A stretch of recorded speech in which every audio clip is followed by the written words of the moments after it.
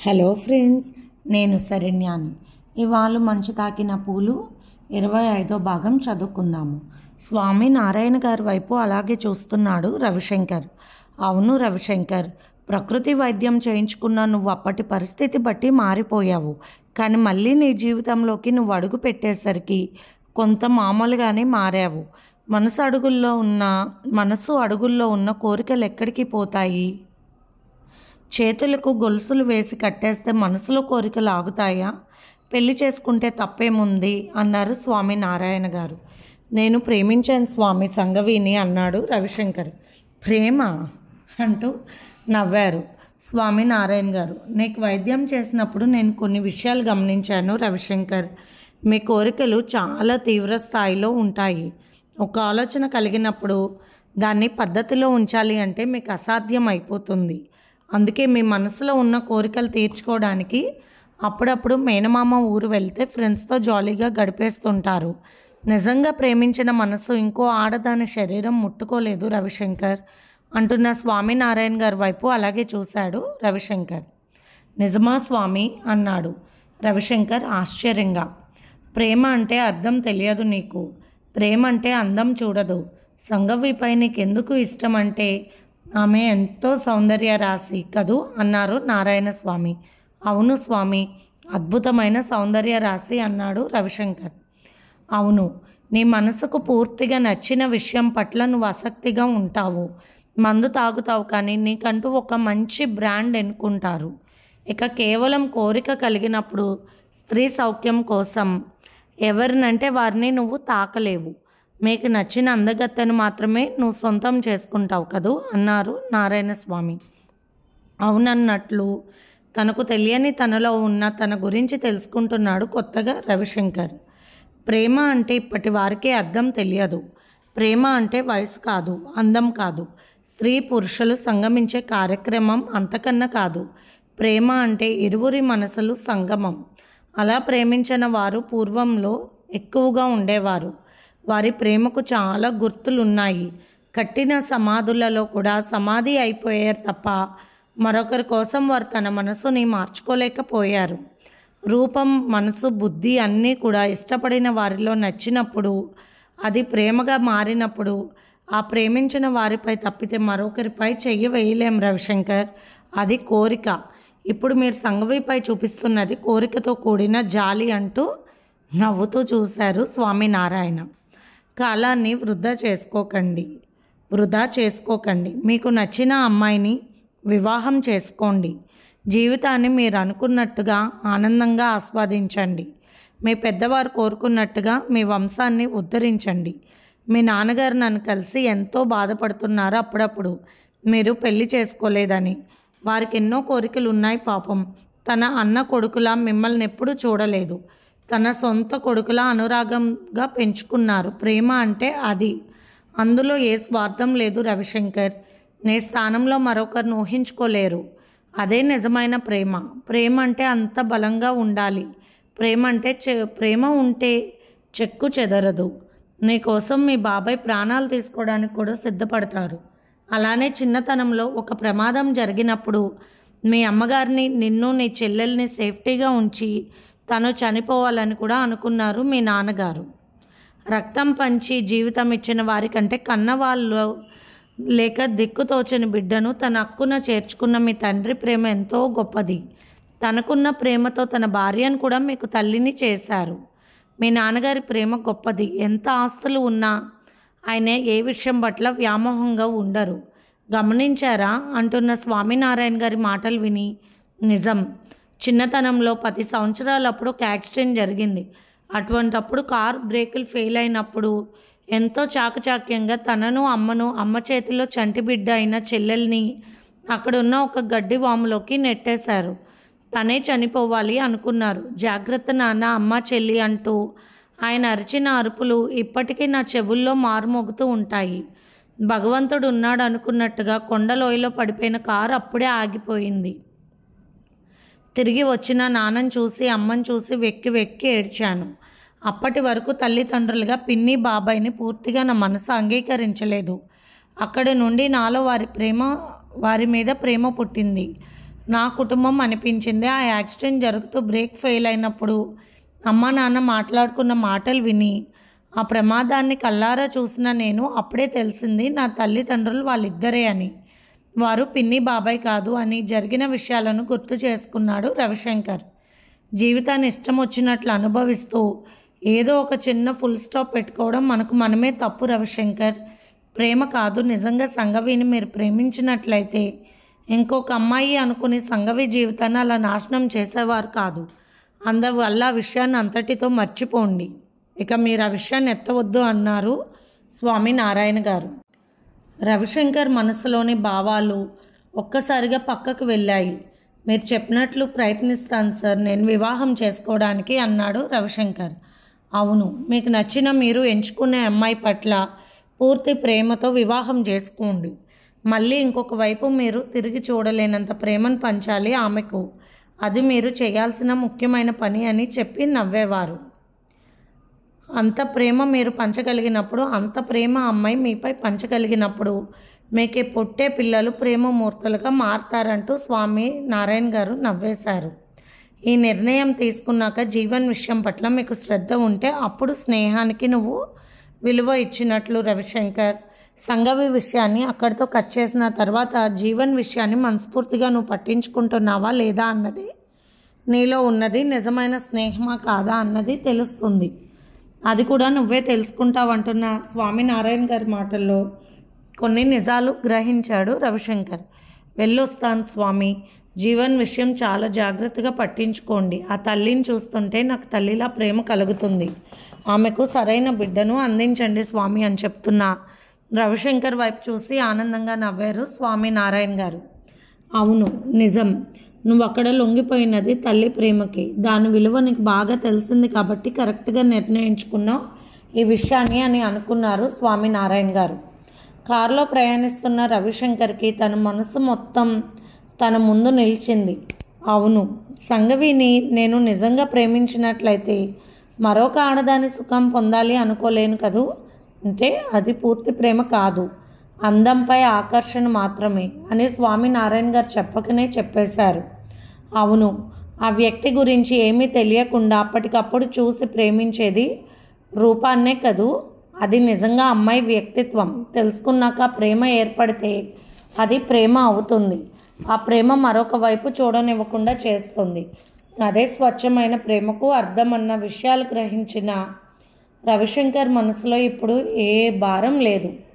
తను చేసింది తప్పే అని ఒప్పుకున్నాడు మనస్ఫూర్తిగా. తనకు ఉన్న చిత్త చాంచల్యాన్ని కూడా గ్రహించుకున్నాడు స్వామి మాటల్లో. నా తల్లిదండ్రులు నాపై చూపించిన ప్రేమ నిజమైనది.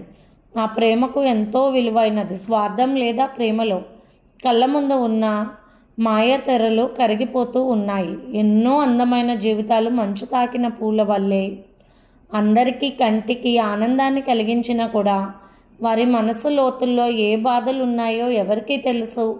ప్రేమ అనేది చూసిన కళ్ళకు పుడితే మంచు తాకిడికి అందంగా మారిపోయిన ఆ కుసుమాలకు కూడా ప్రేమ పుడుతుంది అని ఎంతవరకు వాడకుండా వికసించకుండా మంచు తాకిడికి గురైన మంచు తాకిన పూలు.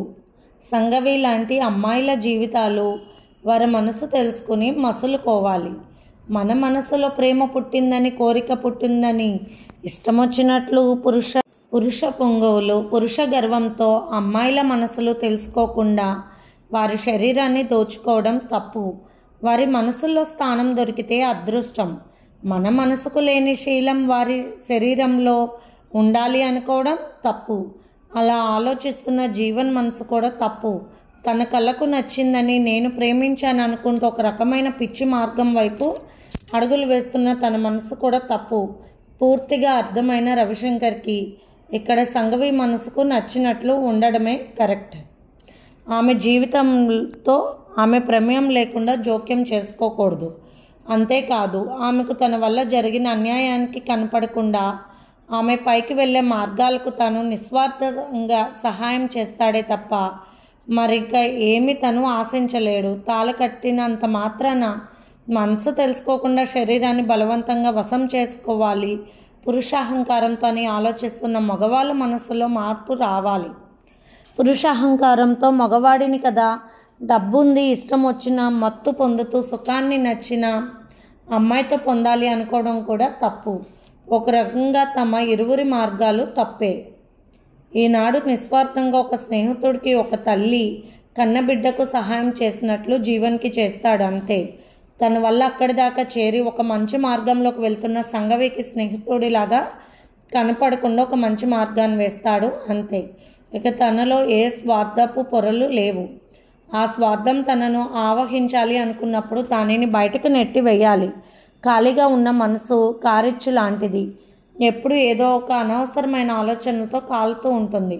లేకపోతే అవసరమైన ఆలోచనలతో అనవసరంగా భవిష్యత్ ఆలోచనలు చేస్తూ బాధపడిపోతూ ఉంటుంది.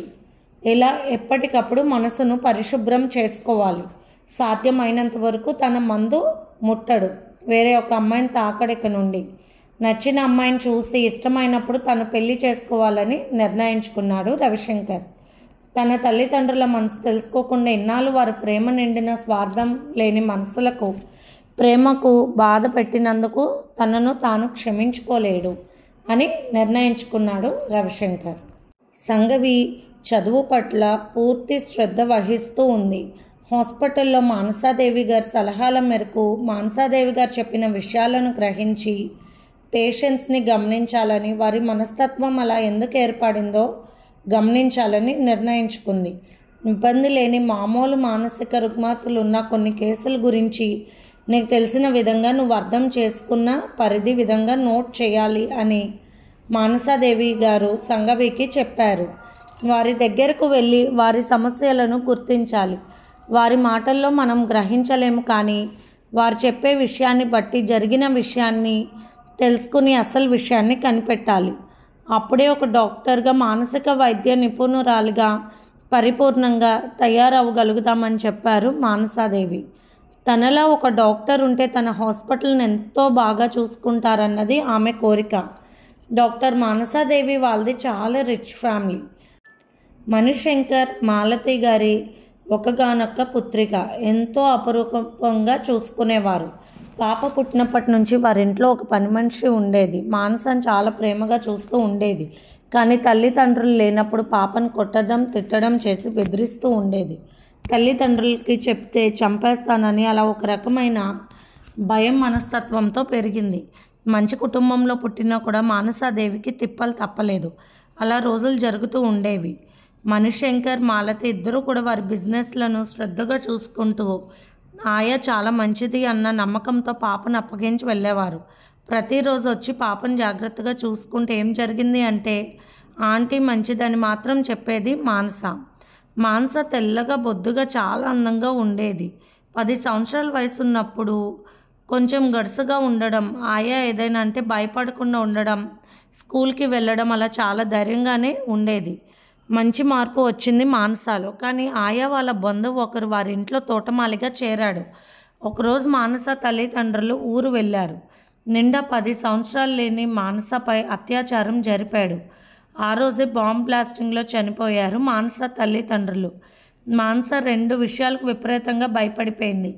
తల్లిదండ్రుల సపోర్ట్ కూడా లేకపోవడంతో మానసాన్ని తీసుకుని దూరంగా వెళ్ళిపోవాలని ప్లాన్ చేశాడు తోటమాలి. మానసాను విపరీతంగా కొట్టి తనతో తీసుకెళ్ళటానికి ప్రయత్నిస్తుంటే ఆయా భయపడిపోయింది. ఎవరూ లేరు అని చెబుతుంటే వాళ్ళ మేనమామ కుటుంబం ఉన్నదని ఆయా చెప్పింది. వాళ్ళు ఇతర దేశాల్లో ఉంటున్నారు, నీకెందుకు బాధ అని మూర్ఖంగా పాపను ఎత్తుకుని తీసుకువెళ్తుంటే మానస భయంతో బిగుసుకుపోయి ఒక రకంగా అయిపోయింది. అదే సమయానికి మానస వాళ్ళ మేనమామ కుటుంబం వచ్చింది. పాపను ఎక్కడికి తీసుకువెళ్తున్నావు అని గట్టిగా అడిగాడు శ్యామ్ ప్రసాద్. అది పాప తినడానికి కావాలంటే అని నసుకుతూ చెప్పాడు వాడు. మానస వాళ్ళ మేనమామను చూసి ఏడ్చేసింది, కానీ భయంగా వణికిపోతూ ఉంది. తల్లిదండ్రులు చనిపోయేసరికి ఇలా అయిపోయింది పాప పరిస్థితి అనుకున్నారు. పాపని ఇతర దేశాలు తీసుకువెళ్ళిపోయారు. అన్ని కార్యక్రమాలు జరిగిన తర్వాత చాలా బాధ కలిగింది శ్యామ్ ప్రసాద్కి. కానీ పాప దేనికో భయపడుతుందని అతను ఒక పెద్ద సైకియాట్రిస్ట్ పాపను పరీక్షించాడు. అనుమానం వచ్చి ఒక లేడీ డాక్టర్కి చూపించాడు. పాపపై లైంగిక దాడి జరిగింది అని ఆమె చెప్పింది. పాప భయాన్ని పోగొట్టడానికి తను ఎంతో శ్రద్ధ తీసుకుని పాపను మామూలు మనిషి చేయడానికి 6 నెలల కాలం పట్టింది. ఆ తర్వాత పాపను శ్రద్ధగా చదివించేవారు. తన అక్క బావ ఎంతో జాగ్రత్తగా చూసుకున్న సంగతి, తన చదువుకి ఎంతో ఖర్చు పెట్టిన విషయం ఎప్పుడూ మర్చిపోలేదు శ్యాంప్రసాద్. తను ఈరోజు ఈ స్థితిలో ఉండడానికి కారణమైన వారి గురించి మర్చిపోలేకపోయాడు. మానస చదువులో పడింది. ఖాళీ ఉన్నప్పుడు వాళ్ళ మావయ్యతో వాళ్ళ హాస్పిటల్కి వెళ్ళేది. అక్కడున్న పేషెంట్లను చూసి భయపడేది. వెళ్ళగా అలవాటు పడింది. ఎవరికి ఎందుకు ఇలా జరుగుతుందన్న అవగాహన చేసుకోవడం మొదలయ్యింది. అలా తెలివిగానే పెరిగింది. మావయ్య కూతుళ్ళతో స్నేహంగా ఉండేది. ఎంబీబీఎస్ పూర్తయిన తర్వాత వాళ్ళ మావయ్యలాగా పెద్ద మానసిక వైద్య నిపుణురాలుగా తయారవుతా అని చెప్పింది మానస. అది తర్వాత ముందు పెళ్ళి అంటూ చాలా మంచి కుటుంబంలో ఉన్న అబ్బాయి శ్రీనాథ్తో పెళ్లి జరిపించారు. పెళ్లి చూపుల్లో ఒకరికొకరు నచ్చడం, ఎంతో ఇష్టంగా వారి పెళ్లి జరిగింది. కానీ మొదటి రాత్రి మాత్రం భయంతో బిగుసుకుపోయింది మానస. ఎన్నో రకాలుగా ప్రయత్నం చేసినా కూడా మానసాదేవిలో మార్పు రాలేదు. అసలు ఎందుకు ఇలా ప్రవర్తిస్తున్నావు అన్నప్పుడు తన భర్తతో చిన్నప్పుడు తనపై జరిగిన దారుణం గురించి చెప్పింది. ఆ విషయం విన్న తర్వాత శ్రీనాథ్ మౌనంగా అయిపోయాడు. ప్రేమగా భర్తకు దగ్గరగా చేరినా కూడా మానస జీవితం ఒకలాగా ఉండేది. కానీ మానస భర్త ప్రేమతో కలవలేకపోయింది. దానితో శ్రీనాథ్ విముఖత చూపించాడు మానస పట్ల. అలా ఎందుకు చెప్పావు? చిన్న వయసులో జరిగింది కూడా చెప్పుకుంటారా? మానసికంగా ఒకటి అవ్వకపోతే భార్యాభర్తలకు ఎలా ఉండగలుగుతారు జీవితకాలం అని బాధపడ్డాడు శ్యాంప్రసాద్. తర్వాత మానసకు భయం పోవడానికి కూడా తనే వైద్యం చేశారు డాక్టర్ శ్యాంప్రసాద్. ధైర్యంగా తయారైంది పూర్తిగా మానసాదేవి. కానీ తను ఉండలేనని చెప్పేశాడు శ్రీనాథ్. మానసకి ఇంట్రెస్ట్గా ఏమీ లేదు. అందుకే భర్త తనను నిరాకరించిన అది పెద్ద విషయంగా అనిపించలేదు. మానసాదేవి అనుకున్నది సాధించింది. మానసిక వైద్య నిపుణురాలు అయ్యింది. మానసిక వైద్య నిపుణురాలుగా మంచి మంచి కేసులు డీల్ చేసి సక్సెస్ సాధించి బాగా పేరు తెచ్చుకుంది. ఆ తర్వాత తనకున్న ఆస్తిపాస్తులతో బెంగళూరులో హాస్పిటల్ పెట్టి ఈనాడు ఈ స్థాయిలో ఉంది. కానీ ఆమె జీవితంలో మరొకరిని పెళ్లి చేసుకోలేదు. ఎంత వైద్యం జరిగినా కూడా ఆమె మనసులో ఎందుకు ఆ విషయం పట్ల భయం అలా ఉండిపోయిందన్నది నిజం అని ఆమె మనసు ఎప్పుడు అనుకుంటుంది. అలా ఒంటరిగా ఉన్న మానసాదేవి ఒక అనాథను పెంచుకుంటుంది ఇప్పుడు. అది కూడా ఈ మధ్యనే 2 ఏళ్ల పాపను దత్తత తీసుకుంది. ఆ విషయాలన్నీ చెప్పింది ఒకరోజు బాధగా ఉన్నప్పుడు సంగవితో. సంగవి ఇప్పుడు డాక్టర్ మానసాదేవి గారి దగ్గర ఎక్కువ ఉంటుంది. ఇద్దరు వయసు తారతమ్యం లేకుండా మంచి స్నేహితులు అయిపోయారు. సంగవికి ఆ రోజు క్లాసుల్లో చెప్పిన పాఠం మళ్ళీ తన రూమ్లోకి వచ్చి గుర్తు చేసుకుంటూ ఉంది సంగవి. ఒక వాక్యం అత్యంత బలమైనది. ఒక మంచి మనసు ఏర్పడడానికి ఉన్నతమైన కారణాలు ఆ పాఠంలోని ముఖ్యాంశాలు. మరొకసారి మననం చేసుకుంది మనస్ఫూర్తిగా సంగవి. ఇది ఫ్రెండ్స్ ఇవాల్టి ఎపిసోడ్. రేపు సంగవి ఏమి నేర్చుకున్నది, ఏమి మననం చేసుకున్నదన్నది రేపు భాగంలో చూద్దాము. ఉంటాను.